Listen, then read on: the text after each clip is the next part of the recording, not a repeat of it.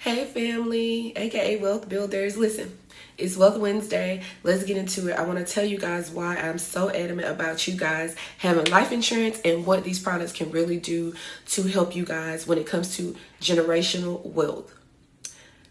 Passing down wealth, transferring wealth within your family and your downline for generations, okay? Make sure you guys subscribe, ring the notification bell, and comment down below any other questions that you might have regarding this, or if you want more information. I got you. Let's get into it. So I want to tell you guys how life insurance and its products can really help you guys transfer wealth through your downline, or when I say downline, meaning your descendants are either spread out, meaning it could be nieces, nephews, people that are not your children, whatever it is, right? We want to know how the wealth transfer works. And the wealthy often use life insurance in this space. And I just want to tell you guys how my family capitalized off life insurance. So my grandparents always believed in life insurance. So therefore, every child that they had life insurance on them. Now, it was a different time, a different income bracket. So what I would say was, did they get wealthy through utilizing life insurance products? No, but they definitely started the process of it happening in their downline, through their lineage, right? So homes. They really believed in home ownership and land purchase. And so my grandfather's mom bought land and a property. So therefore my grandparents bought property and built a home from the bottom up, right behind them. It was not a super huge home. However, this home is still serving our family to this day, right? I'm bringing up that to say they did not use life insurance to buy the home, but what they have done is use life insurance to keep the home going, to make upgrades in the home, to put paneling, just different things to the home along the way that has allowed it to survive at least 3 generations so far. And I think it'll go like at least 3 more before really needing too many more upgrades. Now, my grandparents had 3 children, and 2 of them passed before my grandparents did. And I told you they had life insurance on them ever since they were children. So when this happened, they did not have to, I'm lying, one passed before them. The other, passed after them. However, the story is still the story.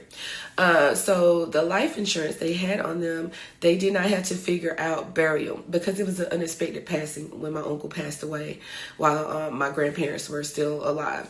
It was very unexpected. And one thing that showed me is while you're going through mourning, if you have things in place, it's a lot easier to do, meaning you don't have to worry about money. You can focus on grief, healing, whatever you need to focus on, children in the family that need you in that space and everything like that. The reason I thought it was 2 people because my grandmother's mom also passed within that same time frame, and crazy enough, my own father did as well. So the home, they did use a portion of their life insurance to make to fix things within their home, right? Because that was the home that was housing us all at the time. I was there daily and everything like that, because when I say it was kind of back-to-back passings that had happened in that space, it was unbelievable. And so I have been dealing with death and grief for a very long time in life because I was very young when my father passed away, as well as my uncle and my great-grandmother, right? And so back then, the life insurance agents would come by the home, set up the policy, take the payment and everything. One thing I would say, the people that came to do this were not of my color. So there were other policies that my grandparents could have had, better policies that could have generated far more wealth upon passing of any child or family member that could have been transferred through our downline. They just didn't know that the policies existed. I don't know if that was a race thing or not, or if it was just being a terrible agent. I'm just telling you guys what happened. And when I decided to get my license, that was something that was on the forefront of my brain. And so when me and my partner went through our neighborhood and looked at some policies that were written by this same person, like this same person went to multiple communities and wrote life insurance policies for different families. My cousins, everybody has the same story about who showed up at the house to do the policies and to collect the payment. And none of them looked like us. It was just the facts of it. And so our communities kind of though they believed in life insurance, did they have the best policies? No. But you guys don't have to be in that situation, because for one, you've met me and I'm gonna help you guys. We specialize in the index universal life insurance policies as well as annuity. And my grandparents did not know about an index universal life insurance policy. And they also didn't know about an annuity either. And so the policies that they did know were whole life and term. And so I'm proud of them for having coverage, and I'm proud of knowing that life insurance was a thing ever since I was a child, because it was something that when I got into the working field, I knew to get on myself. Now, I got it through my job, but I just knew that I needed it because I had already seen beforehand what life insurance could do for my family. Now, when my mother then put insurance on us, of course, as children as well.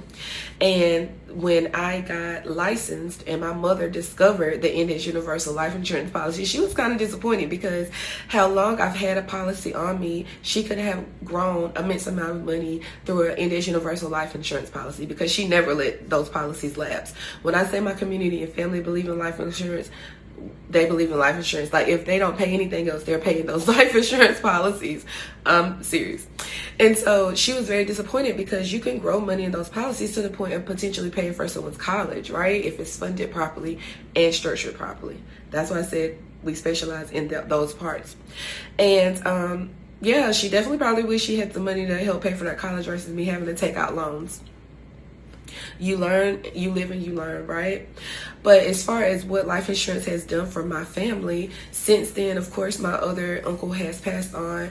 He left life insurance. When I say that I had to bury him, and that was one of the easiest processes that I had to do, because he had life insurance in place and he didn't have any children. So when I tell you guys that you need life insurance, even if you don't have children, you still have nieces, or you have nephews, or you have other people that would still need to bury you or either take care of your properties and things like that. And my uncle did definitely have both. He had properties, land, and home that still needed taking care of and things like that. And it just helped. That was my mom's last living sibling. She didn't have to stress about money. It was a smooth transition to getting him buried.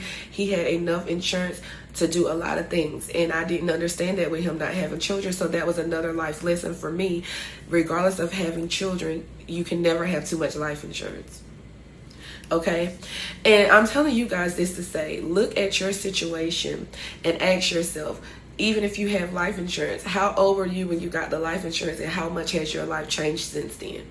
Do you have properties? Do you have other things that you want to make sure that your loved ones can keep in the event that something were to happen to you, right?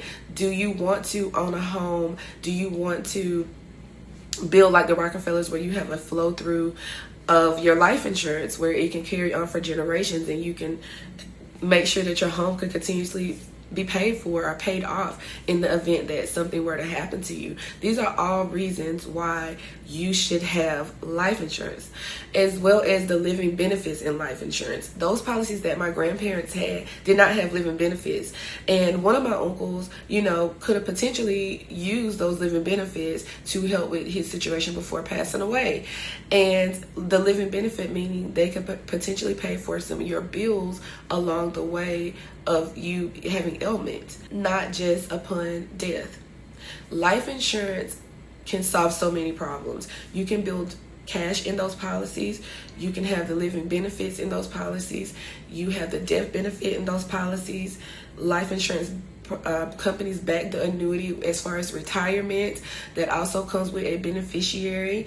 They also have where you could potentially have other items attached to those policies where you can help with if you need long-term care and things like that. Things that we think we're too young to be thinking about are the things you need to be thinking about, because time waits for no one and anything can happen to you at any point in time. And this is one of those things that they don't require you to have, which is why this is a strong indicator is why you need it if they don't require you to have it. So our company had No Limit Master P there, and he noted that for one, he started his business through life insurance. His grandmother left him money, or his grandfather left him money, and that's how he started his company. But also he had the same story as to who came to the neighborhood to sell those policies. A white man came to the neighborhood in the middle of the ghetto to sell life insurance. we need to get licensed in this space so that we can help our communities. But the point of his story was, if everybody had $1 million policy, we probably wouldn't experience so much police death. Major corporations wouldn't want all this money paid out to our communities. And so if you think of it from those perspectives, right, why is it not required for us to have life insurance? And if it's not required, then I should have it, because I'm required to have insurance on a car and other cell phone, or, you know, you're not required to have it on your cell phone, but you do, right? Because it's important to you. You have to be the most important thing in your life, and you need to protect that, because if you plan on expanding and having children, or you have family that you care about, you need to make sure that you can take care of them, whether you're here or whether you're not here. And that is what life insurance does for our family. The fact that my grandparents built that home and has used life insurance along the way to keep it up, now generations, 3 generations have been able to live there rent free. And with this economy, who doesn't need to live somewhere rent free?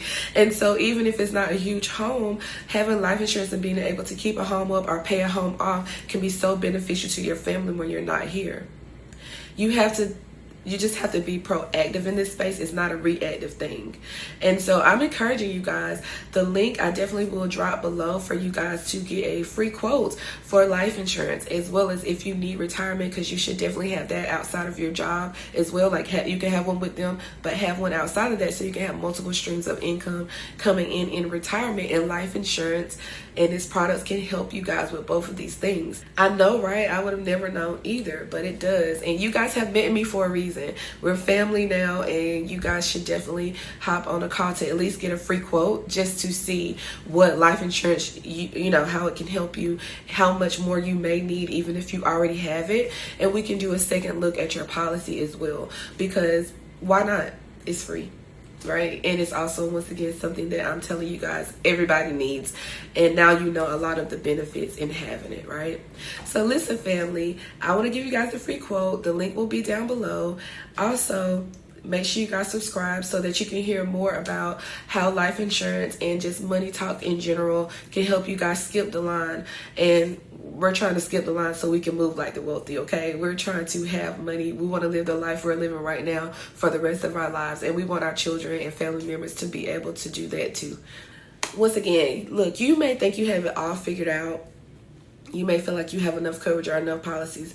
I'm going to tell you guys the truth. I had a mentor that was a millionaire. I sat on a call and he gave the advice of saying this. He always refers his friends to life insurance agents, because that is one of the quickest ways to become an instant millionaire. If you have $1 million policy and something were to happen, your beneficiary becomes a millionaire in a tax advantaged account.